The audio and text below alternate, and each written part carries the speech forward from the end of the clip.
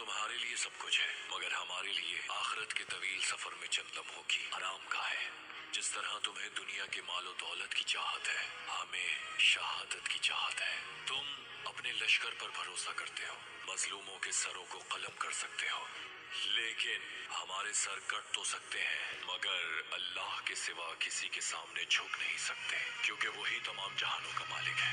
ये आखिर कैसी लगन है, कैसा ईमान है, कैसा यकीन है। जिसने अल्लाह की जात पर भरोसा किया तो अल्लाह उसके लिए काफी है। इस आयत पर ईमान है हमारा।